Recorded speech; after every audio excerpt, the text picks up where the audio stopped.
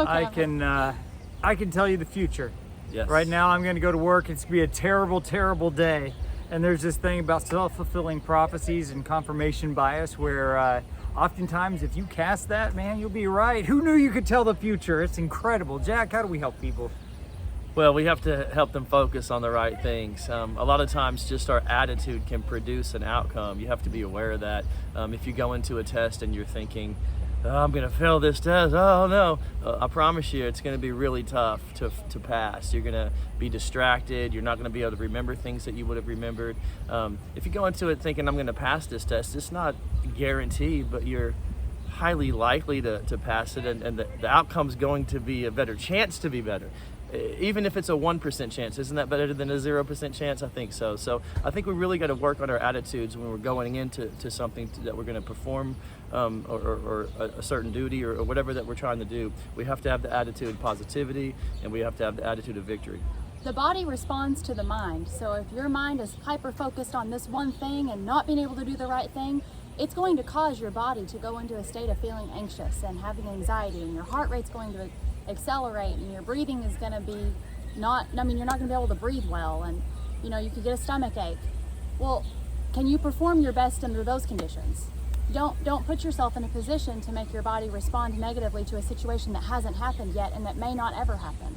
You know why I don't like the court of public opinion is because it hears the conclusion long before it hears the facts leading up to that conclusion. This is going to be terrible, and then I walk in and I can find 50 things that conclude that I was right. It is terrible because, man, I like to be right, even if that means I'm going to be unhappy. When you find yourself in those places, you know what? You're probably right. There's going to be places and things that are just not great everywhere you go. But you know what? If you were to look at it and say, this is good and that is good, and I find the parts that are right, you can add those up and make something that's, like neutral, kind of like life, and make it more positive than negative.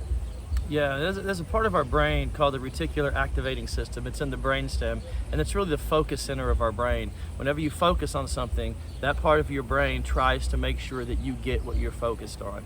It doesn't play favorites. It doesn't tell you what you need to get. It just tells you what you're telling it you want. So if you're going into a performance and you think you're going to miserably fail, be careful, because your brain will give you that miserable failure that you're looking for. We got to be careful and understand how the brain works. When we think positive things and we assume positive outcomes, there's a better chance that will happen.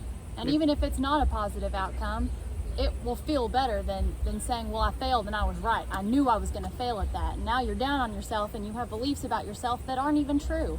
I am wonderful at a game called Smash Brothers, and you can grab any original Nintendo, any generation of Nintendo that the game of Smash Brothers is played on, and I can probably beat you at it, and that is an open challenge. Feel free to make an appointment.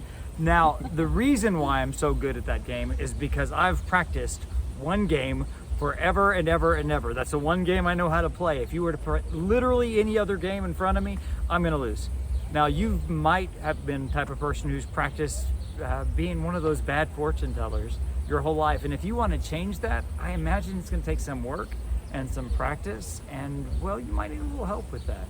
Well, that's something that Destini does, and that's something that Jack does, and I bet we could probably all three figure out how to do that. So if you'd like to talk to people about changing the pattern or maybe becoming a better fortune teller, well, give us a call.